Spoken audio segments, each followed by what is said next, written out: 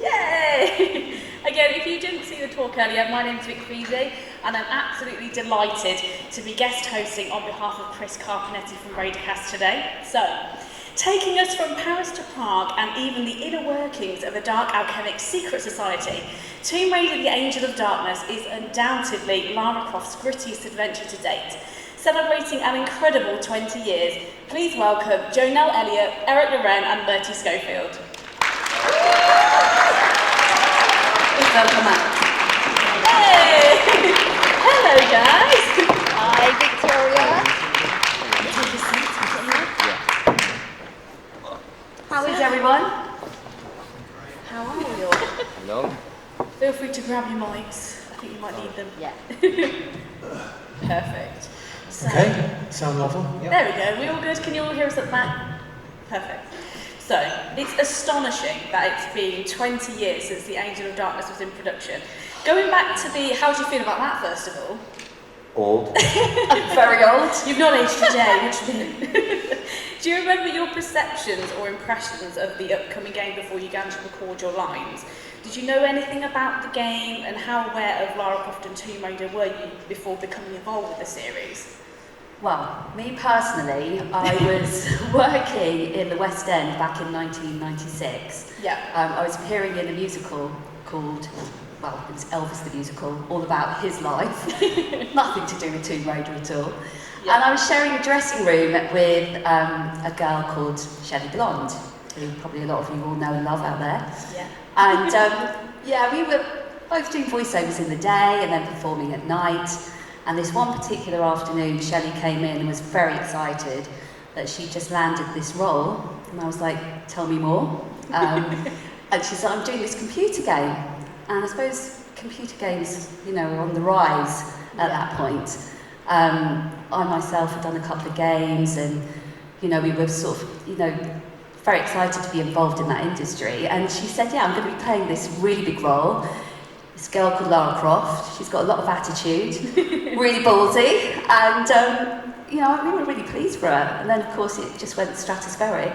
Yeah. And I mean, you know, two really good friends. It was kind of very, very strange surreal, really, to suddenly be doing it myself, like 3 years later.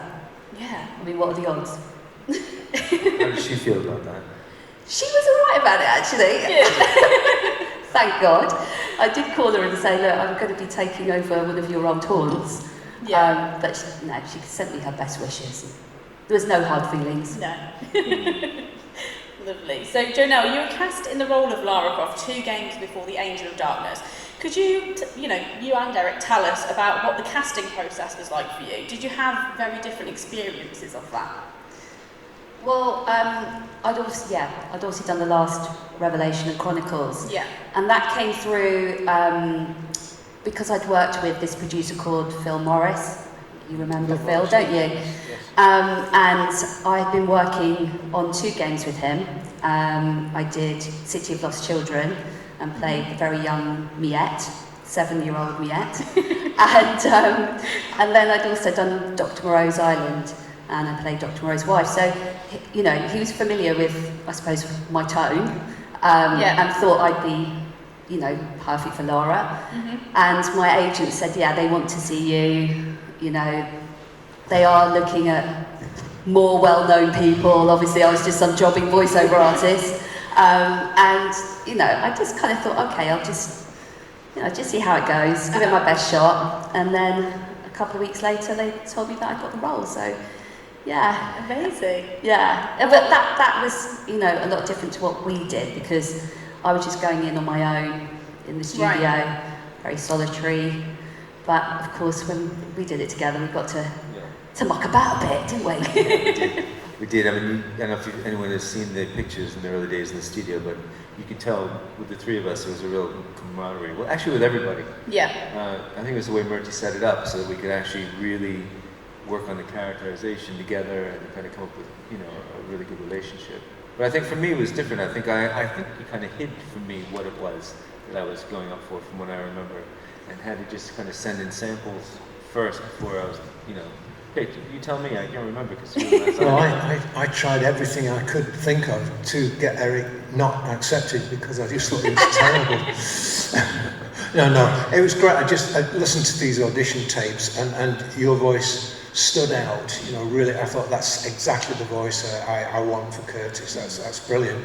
And as it turned out, you were reasonably easy to work with as well. Reasonably. It's good, yeah. In terms of, obviously, your role, Jonell, there was a couple of other, recently we've discovered other voices with lines from Angel of Darkness and what have you. Did you have to re-audition for that process, or was it kind of just in the bag? Yes. Yeah, I think I did. I just remember sort of, they said you're going to do, a very darker edge to Lara. I mean, I can't remember. I can't remember actually whether I had to audition for it again. It's that long ago, but I certainly, it was a different sort of vein from what Well, we certainly set out to make it darker, yes. Yes. That was the intention. It wasn't accidental by any means. It was intended to be darker and grittier. And I loved that, I have to say. I think it's every actor's dream to sort of play those dark characters. So you dug in and you found your dark and gritty. I did. I found my gritty edge.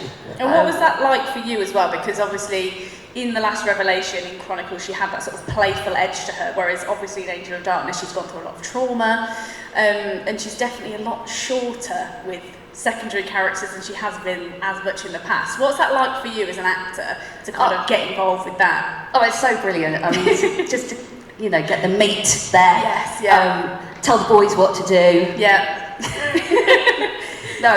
It really was like, well, Murti's script was pretty epic. Yeah. It was like a film script, wasn't it? It was like... Yeah, and the thing was, we had the opportunity to really ask a lot of questions, to Yeah. go in depth, to build a character, which for a video game is quite rare, Yeah. really, and have the author sitting there and is excited to discuss it and all the levels that you wanted to bring up and talk about. And I think that's why, it's lasted so long. Yeah. Because we were literally interested in bringing those characters to life in a kind of deep way. When it got to that stage and we were together, it became a collaborative effort at that point, didn't it? Everybody was contributing their part to it, which just lifted it and raised the level all the way. It always felt collaborative and cooperative when they did what I told them. Yeah. I mean, he was incredibly, open to the ideas, and also, I think also the level of excitement for that depth of story that you brought, even though it was your story, the excitement as it was coming to life, just made you want to be a part of it, didn't it? Made you want to keep going. And of course, we saw all the pictures, the drawings, but it was great to sort of like bring them to life. And of course, being in a studio together and sort of playing opposite, it's just so much easier, isn't it? And So a lot much more easier. fun. And we were sitting across from each other, and we allowed playfulness, and you kept pushing that direction, and we were allowed to kind You of... can really bounce off each other. I watched some of the Environment, cutscenes last night, I always kind of try and have a look again. And there is a lot of tension there. Yeah. I can see what people have speculated, on their relationship going forward. But even the way they drew it, just the music and the tension between them. But it also probably came from the studio. We were pushing that aside. I don't know how did it work in terms of like, say that first scene where he's taking her weapons. It's very evocative. So Eric, I'm learning a new thing about you every day. This role. Highlight, apparently. So, Eric, when you read the script and the rich backstory that Murti had written for Kurtis, what was that like for you as an actor to disappear into? What were your first thoughts of sort of getting that role and being able to voice him and reading through those? Well, like I said, it was kind of hidden, like exactly what it was. Once we were in there, I became aware of it. But for me as an actor, the questions, it brings up questions. When there's something that has depth, you want to make sure you're on the right path. And having an actual history and a further history to discuss, it just makes it exciting. That's what you really want to do. It's finding all the levels. It's finding the levels, and I think that's it's together. As Murti said, it was collaborative, and it was trying to, when you do a play or anything like that, you're constantly saying, how many more levels are there in there than just what's there? And some video games and other ones that I've done, sometimes you're just walking in and there are the lines and they say, go. Just do it, yeah. And it's coming from you as much as anything because they keep it hidden. And it was so nice to be really drawn into the story and allowed to process it in the right way.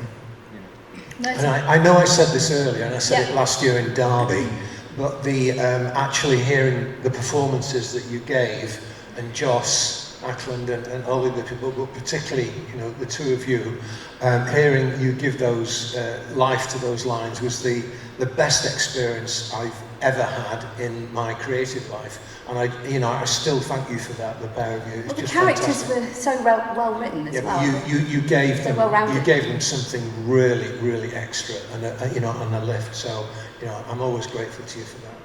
Thank you. How surreal was that in those recording sessions for you, Murti?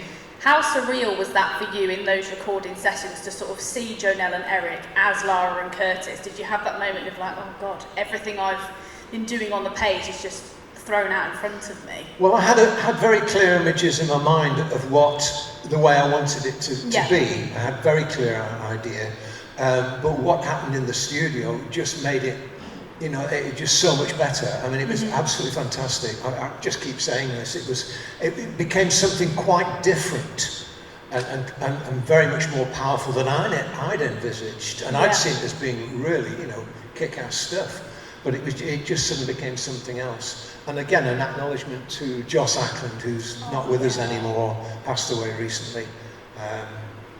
What a great voice, and again, so easy to work with, so amenable. Easy. Lovely man, Yeah, he did exactly as I told him, not like you two. And he just was very, very...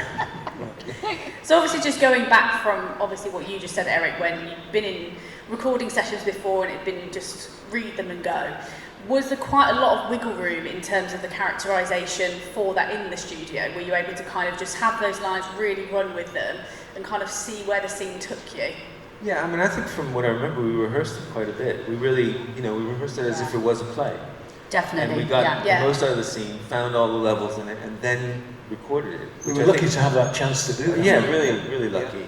And I think that there was a playfulness always with everybody, and I think it came from you, Murti, that you allowed us to just find the joy in it, which I think is why it's translated for so long as well, besides the depth of the story and the drawings.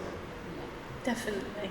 So was there any sense of pressure on you both as actors? Obviously, Jonell, this was your third time as Lara, and Eric, what was it like to have to take on the role of essentially another Tomb Raider at the already established Lara's side?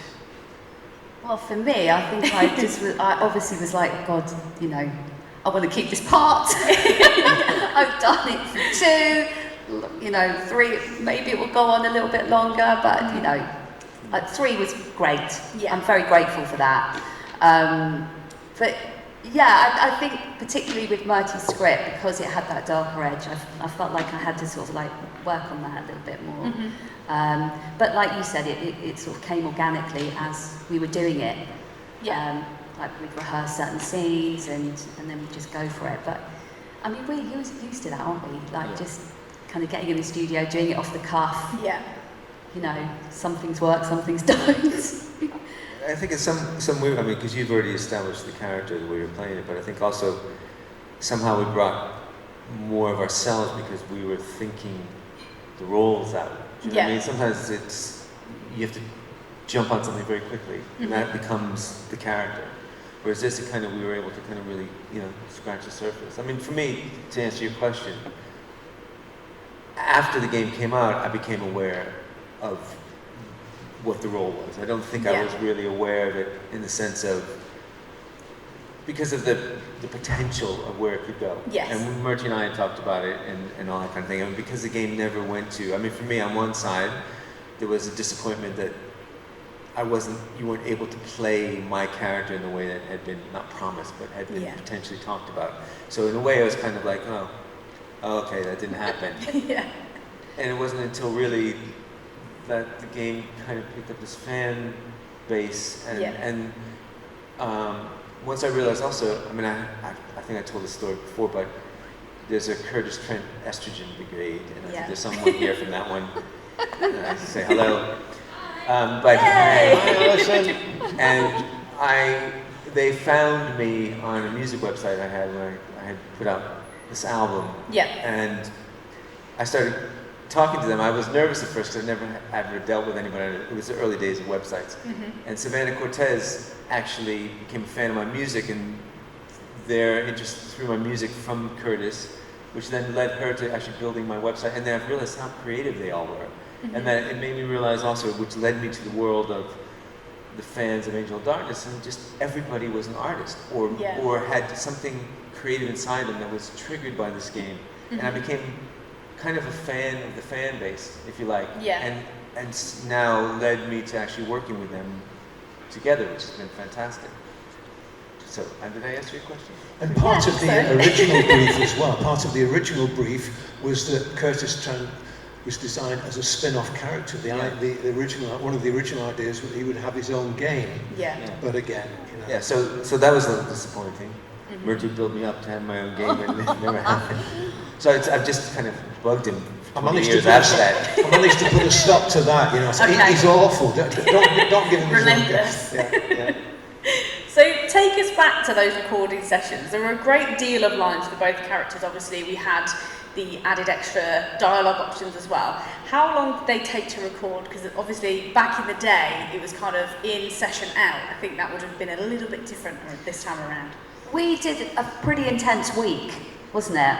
And when I say that, we'd come in at like 9, 10 o'clock, and we'd work throughout the day till 6 or 7. Lots of work. With just a little break for lunch, wasn't it? And then we had, after we'd done those, we had a callback. Yes. To do extra lines. But we had a day of extra lines. So it's a lot of time in the studio. Yeah, absolutely. I had my own changing room after a while. So. A week doesn't seem very long, does it really? But no, especially for such a rich story as well. And obviously because you had those dialogue options, how did that kind of work with recording? Did you get up to that line and then record those extras? Do you remember? Or I think we did, because I remember sort of on the other two games is where we had this thing where we do like a wallabang, where we do like all everything. Like all the climbing, noises, all the dying noises, and then extra added lines. I mean, they're pretty full on in this game. How was that for you, vocal cord-wise, Jonell? Because it was pretty. It would get a little hoarse at times, yes. I mean, the game came out 20 years ago, but we were doing the recordings 22 years ago. I know. 22 years to remember what was going on, and it gets quite difficult after a while. Yes. It just becomes a horrible mess, a nightmare, just like terrible.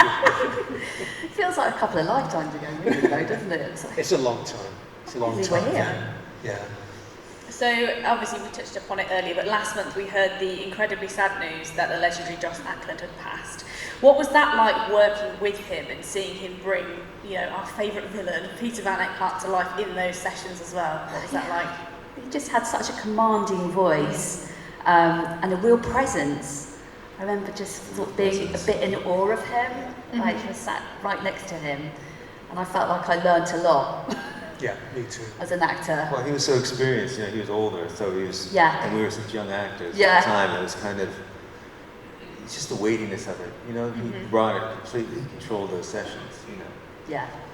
One of the last things that Joss said to me, he said, "I'm getting to play God soon." I said, that's interesting, Joss. What's that? He said, "No, it's just the voice of God. It's in a radio play called Don Camillo."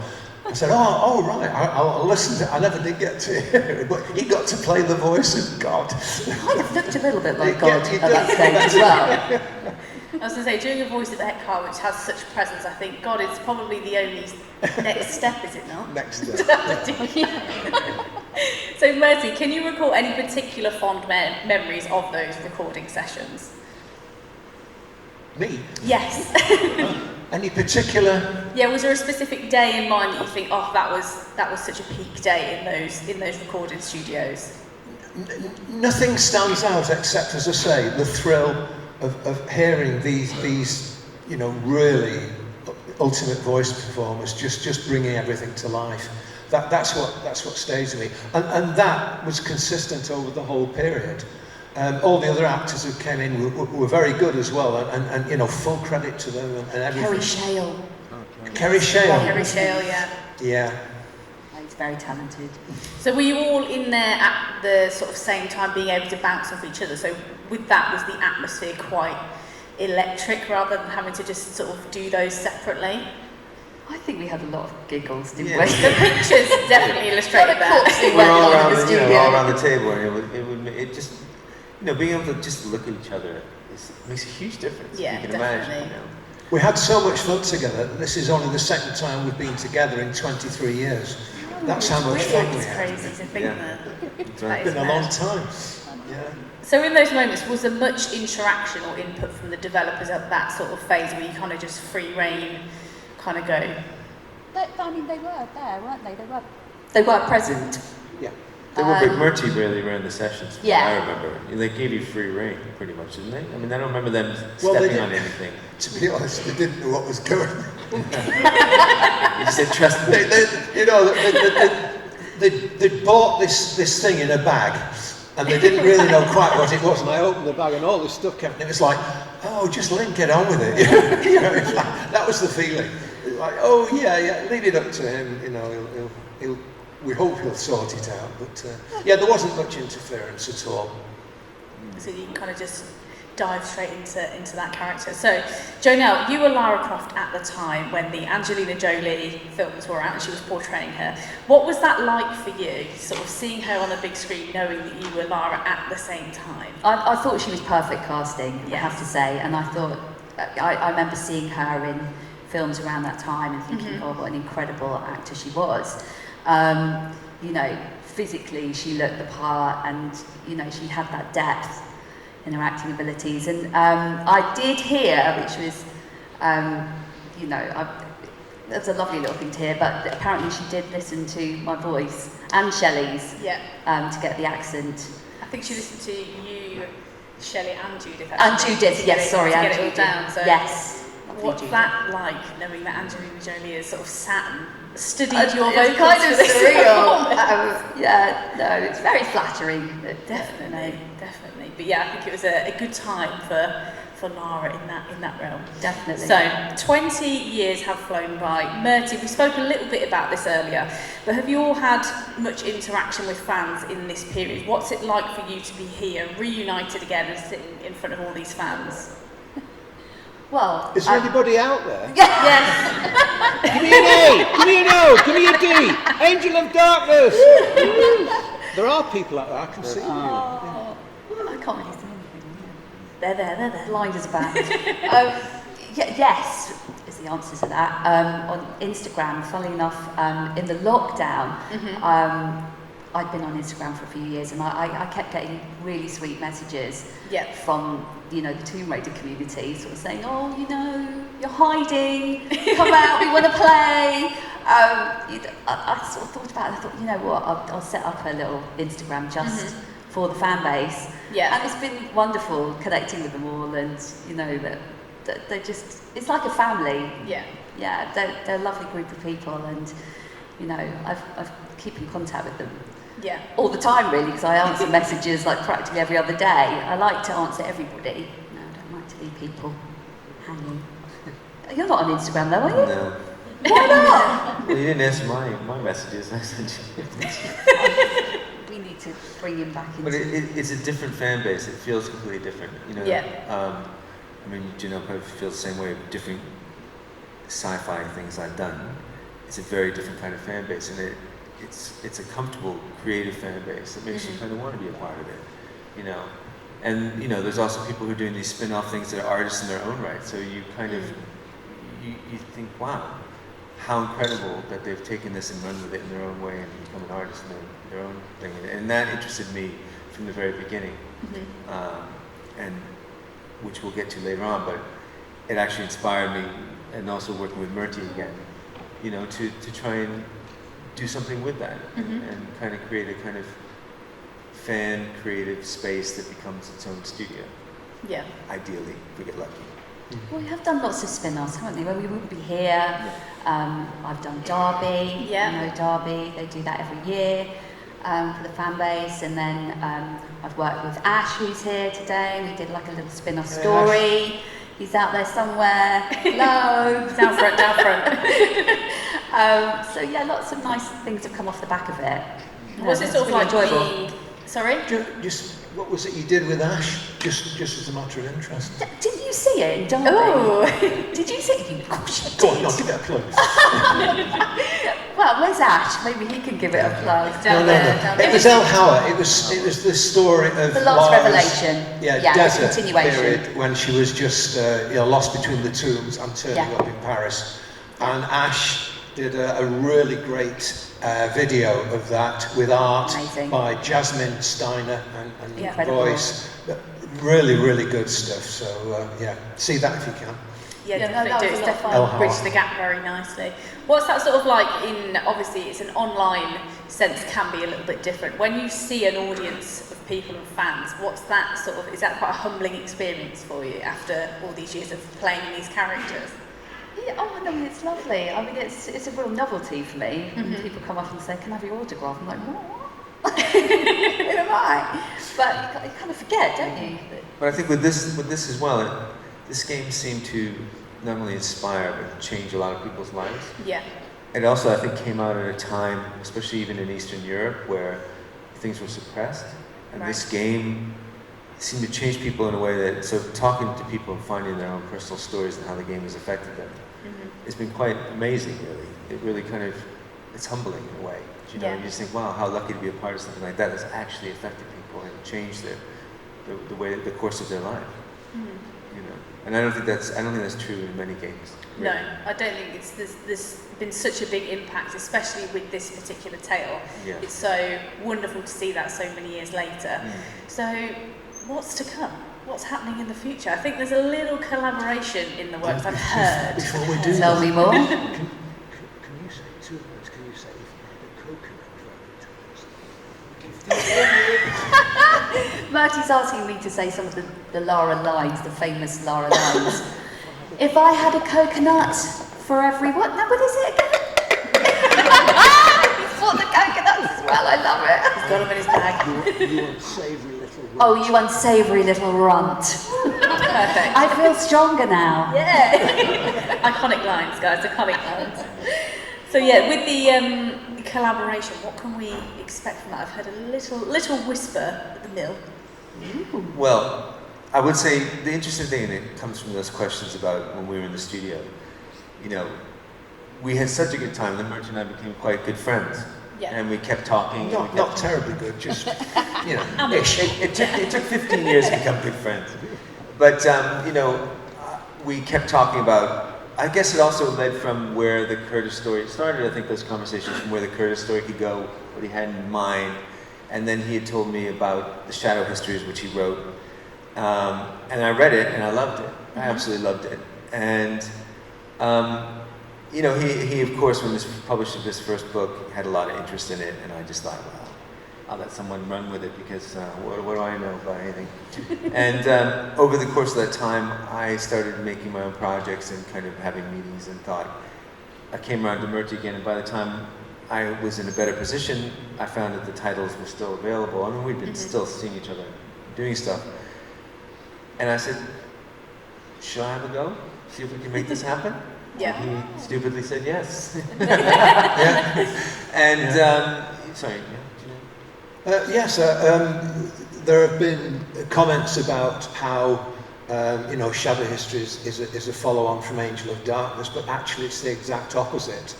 I'd been working on the Shadow Histories for years before I turned up at the doors of Core in Derby. I'd written 2 of the novels, and I'd planned out the 6-novel series, and so that when I went for the interview at Core, and I was asked, what ideas have you got that you could come up with this new innovative version of Lara? I had all these ideas in there, so I just gave a pitch on the spot. I wasn't expecting to do that, and they loved the pitch I gave, and they said, well, when can you start? And I said, last week. So you know, I started very, very soon. But a lot of the creative elements in Shadow Histories turn up in Angel of Darkness. You know, the possibility, the presence of people who are possibly angels, protectors, secret societies, underground cities in Turkey. A lot of the elements are the same. But now we're looking at, really moving forward with Shadow Histories, because I officially can't do anything more with Angel of Darkness or Tomb Raider, because I'm like everybody else, I'm just a fan. And I've written El Hauer and the background story to Janice, our favourite lady of the night in Paris. And I'm working on the Kurtis Trent Renegade Years, which is going to be ready next year. I promised it this year, but it'll be next year. So the only way forward is to get all these ideas and take them forward with Shadow Histories, which is what we're looking at to do. And I think that, the story, I was also very interested. It touched something in me. I've been interested in angels and the, potential of different worlds and the secret, what's behind the message, not a conspiracy theorist, but what's actually happening, what is going on with the Earth. Yeah. And I think Murti's stories also touched that in me, and I think that it was a natural progression for us to kind of work together on this. But for me, the thing was, it was interesting. I just saw Jenny's talk today going from a game to a novel, and in a way, we've gone the other way. Yeah. Murti has the depths of 6 books, and the storylines are all there. And it was really trying to say, okay, well, how do we adapt the novels to a TV series, which was the starting point. And I worked with writer Carrie Pearce, a North Walian writer who's here in the audience tonight, and we spent a long time discussing, how do these translate, and how can this work as a television series. And eventually, I think it was last year, Carrie and I worked together on it, and she finally wrote the first episode. And the interesting part is, because in the Shadow Histories, the main protagonist is a 13-year-old. So if you put it on television, you're all of a sudden, your main person's 13, which limits the kind of style of the piece. Yeah. And Murti has quite a dark book in places, but because of it, we needed to kind of start with a kind of prequel, and also to where she starts, we find her in the novel. Because you need to be emotionally engaged with her life, and it's almost without, I don't want to spoil it, but then the thing is, as we kept talking was, and we knew we were coming here, was also something I wanted to do, which is to also have potentially a kind of audio series or even a spin-off game. And what it meant was these two, it's again a prequel to the world in the books in a sense, before it happens with these two twins that are not angels but have angelic qualities potentially and powers, which is perfect for a game. And also the imagination of the world that's in the books. In the TV series you have to see it. Yeah. In the books you can just imagine it. When it's just an audio you can imagine it, and when it's actually drawn, it can take you somewhere even further. So, we basically we took that, translated it, and I worked with Jenny Millward, who then became kind of production manager and also rewrote what Carrie had written in the first sequence, which was in Murti's book, The Sign Time, which became the beginning of the television series, which is really, then translated that to more of a kind of an intensity in a darker world than we had even in the television series. And then we worked with people to then, Jasmine Steiner, who then did the initial drawings, which took it to a whole new level. And we realized we had potential of making it into a gaming trailer as well as just an audio trailer. And Dean Coppery doing the music. Yeah, did the music. Yeah. And Chris Carbonetti, who then took it to a whole new level with his editing abilities and ideas. And we were very lucky. I'm actually going to read the names of the people because we have a trailer that we wanted to launch. Are we ready to trigger the video? Yeah, should I say the names? So I just want to, so basically, a lot of these people you will know from the fan world are these artists that we found and created. And quite often Jenny would say to me, well look, these are the people I think you should talk to, because I really wanted it to come from the fan base who are these artists, because they're also as excited by Murti's work and these worlds and the whole progression of that. And I think it takes it to a whole new level, and I think we can launch this properly. The potential is there for it to go to such a deeper world that Murti imagined from the very beginning, which is the Angel of Darkness, and extending on to that. I just want to say these names. Mine's first, so I'm not going to read my name. But Chris Carbonetti, who's done an amazing job. Dean Coppery, who did the music. Jenny Millward, who wrote the text of the trailer and the teaser, and it helped me enormously.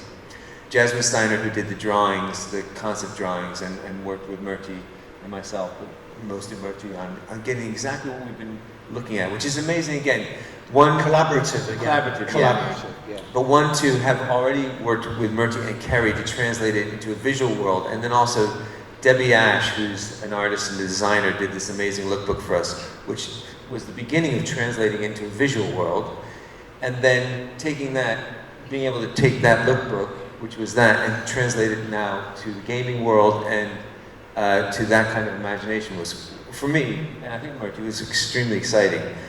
So Jasmine Steiner, Kev Crossley did the amazing drawings of the monsters that we see. Tom Conti, I don't know if anyone knows Tom Conti. He was very well known, but he did Einstein in Oppenheimer recently, and he, as Daniel here, he's done one of the voices for us, which is incredible. And then there's Loren McNaughton and Sophie Boker Ingram, who did the two twins, who were actually students of mine when I was teaching at Central, and they've done a fantastic job. And Carol Starks plays the voice of the girl whimpering, and my friend John Brosnan, who did the audio, and then this guy Murti Schofield? Schofield? Do you know him? Sure. He did something, I can't remember what. Who knows? Yeah, he's been doing it for a while. But like I said, you know, I have to say that what started in the studio when we were recording Angel of Darkness has continued in our collaboration, which has just been fun. Yeah, we had a very good time. So I don't know if now is the time we want to play this trailer. I think we should play the trailer. Is a good time everyone to see this? So this is what we have to launch, and this is the Shadow Histories. I hope everybody... Side time. A snowfield near Skakeadorg. Side time is an interweaving.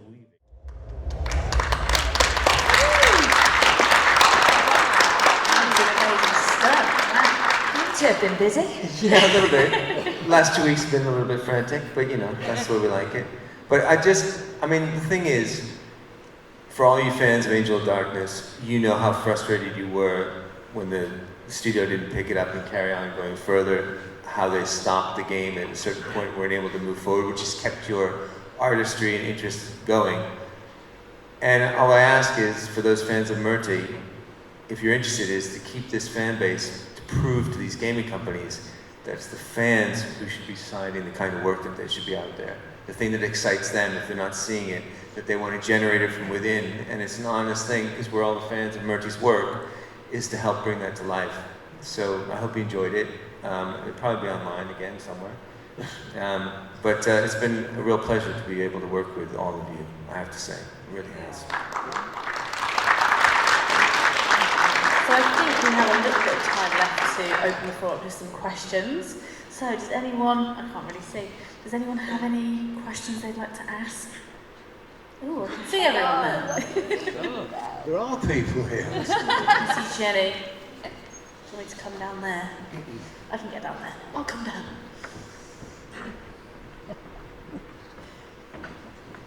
Right, who have we got? Hello. Hi there. Hello. So I guess this goes for all three of you. Considering that you've all worked on different kinds of media, like games, TV shows, I think some of you have done movies. What's like the big difference between those and working like for games specifically? Well, I mean, for me, I've always seen myself as a jobbing voiceover artist. So that is where my career predominantly lies. I mean, I have done theatre, I have done a bit of telly, but I quite like the feeling of just being anonymous and hiding behind a character, being behind a screen, and being able to immerse myself in different characters without having to worry about the whole look thing.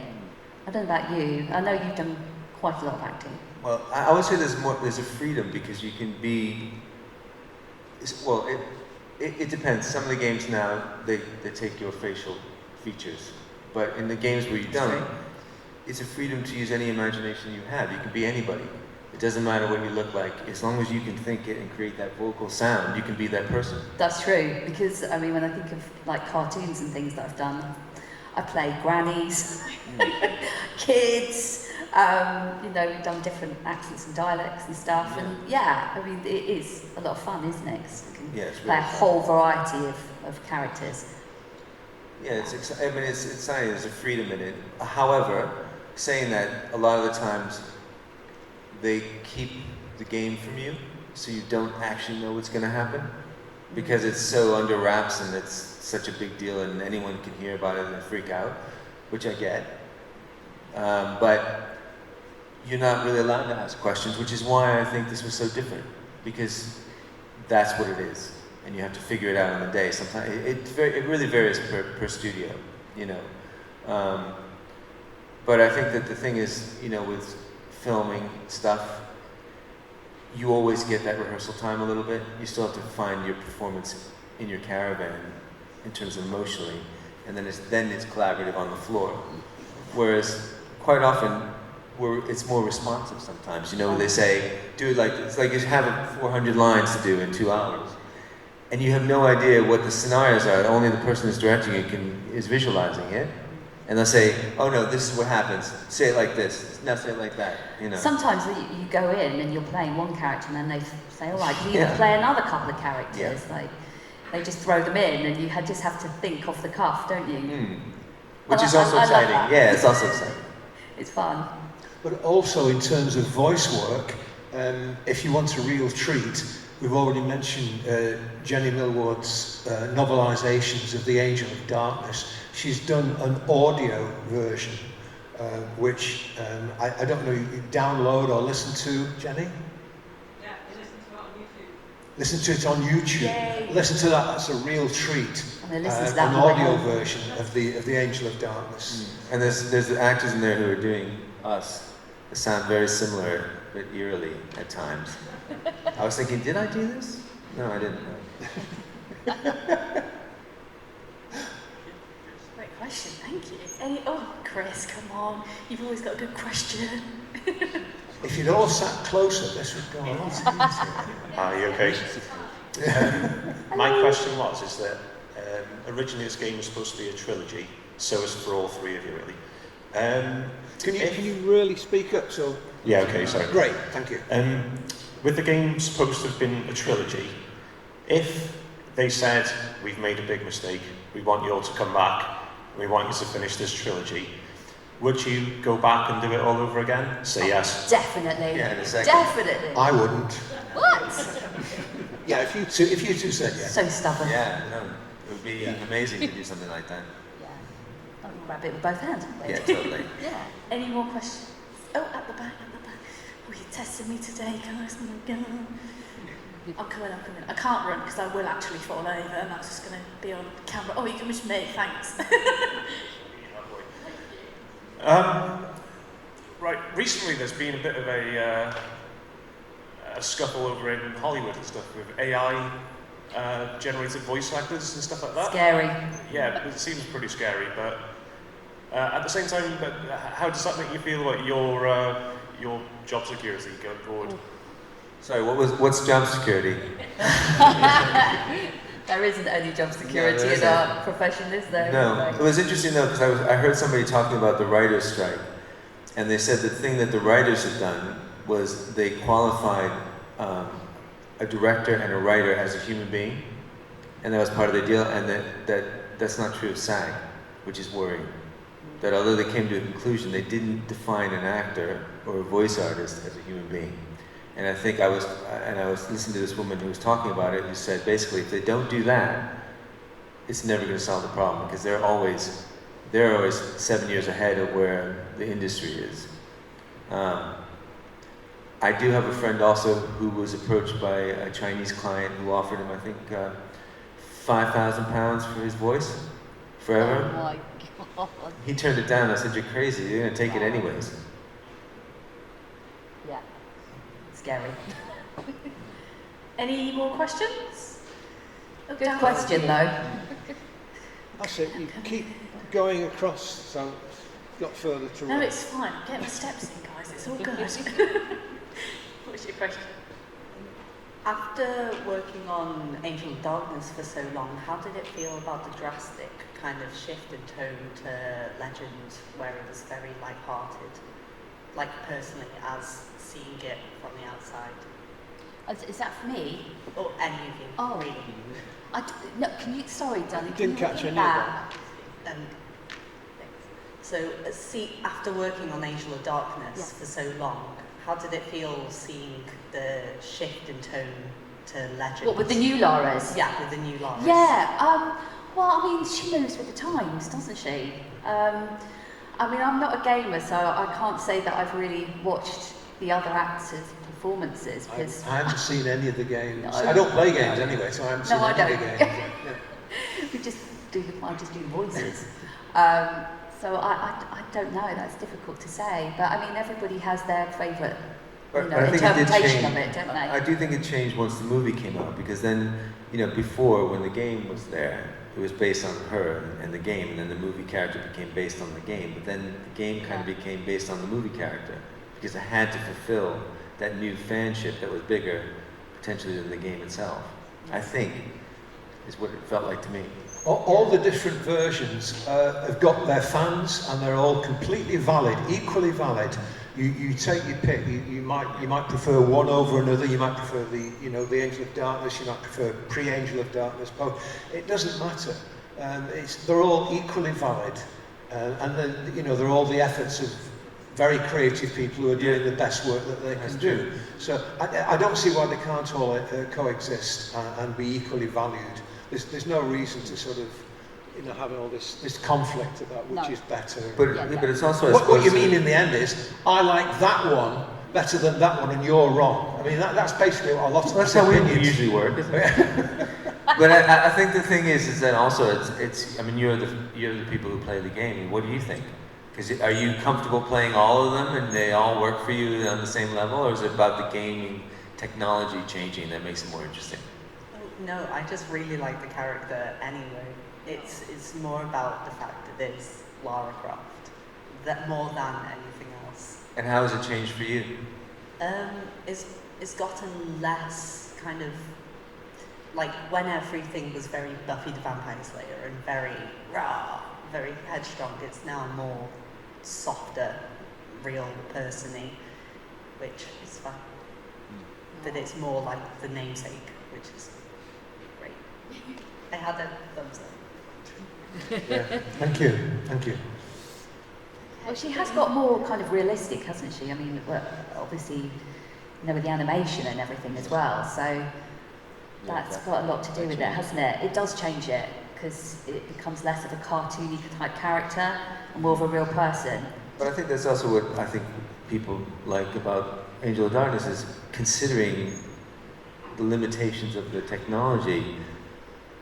It got beyond that.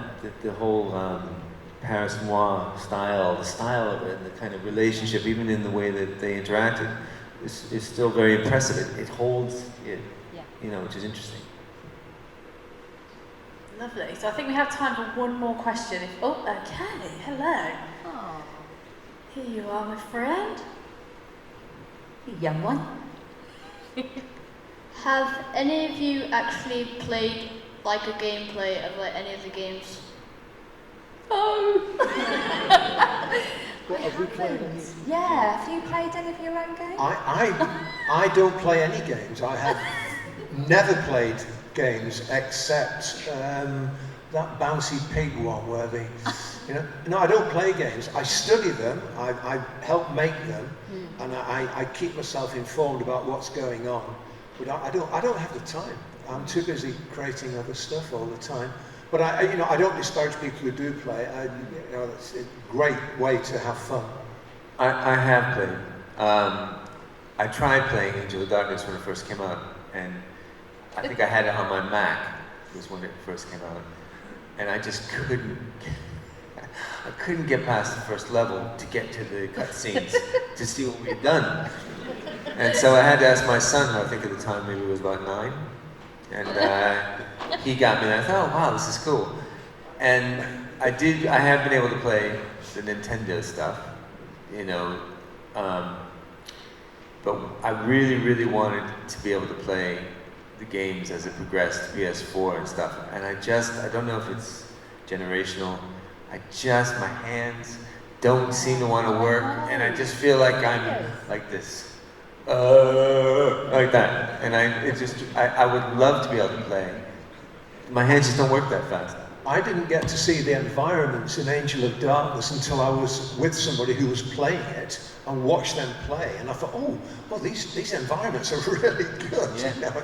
Oh, that's great. That looks good. First time I saw it, but I've not played it. Me too, actually seeing it on Instagram, on people's posts and stuff. That's how I kind of saw it. How old are you? Oh, hang on, let me go back. Hello? I'm coming back. I'm 11 years old and I'm just going into high school. Great. Bet you're very good at playing games. Teach us a thing or two. Exactly. Great stuff. Right, I'm coming back.